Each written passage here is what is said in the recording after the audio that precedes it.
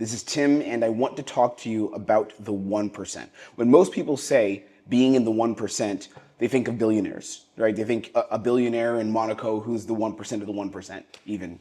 And yes, money is a massive part of the 1%. 100% it is, absolutely. But when I think of the 1%, I don't only think of money, at least not in the traditional sense of the 1%, if we're going by income demographics. I think of freedom. I think of absolute flexibility and lifestyle competence. All of this I'll explain to you. I believe I'm in the 1%, and I'll explain that to you. In this video, I'm going to give you 3 strategies, a 3-step framework actually, 3 steps that I've identified, that I've gone through myself, that the people I work with have gone through, to put myself in the 1%, where I consider myself being in the 1%. And I'll outline to you what makes me 1%, because a lot of the things that I have access to, I'm sure you want to have access to them, or you're building to them yourself. And some of them you may have access to in different ways, different degrees. And I'll explain to you how to become the 1%. I'll give you the step-by-step principles. And these principles are going to be things that you might disagree with. You might actually find them to be too out there. They may be, because these principles are grounded a lot in mindset, in your energy, in the way you show up in the world. And as someone who's been in remote sales, was a high-ticket closer, and now I train high-ticket closers, and I consult for info products and help them train their high-ticket closers. Someone who's been in this position, I understand what it takes to live a life that is exceptional compared to where I was before. And where I'm going to will be even more exceptional. But I'll explain to you the idea of the 1%, because I believe 1% is a reality that you exist in. So if we look at what I have right now, I pay myself multiple 6 figures a year in personal income. I essentially don't have to work for quite a while if I don't want to. I have travel freedom. I have location independence. I can go where I want. I'm doing what I'm passionate about, and I get paid to do what I love. I get paid hundreds of thousands of dollars to do just what I love. I get paid multi 6 figures to do the thing that I love, and I'm creating value in the world. So I don't work.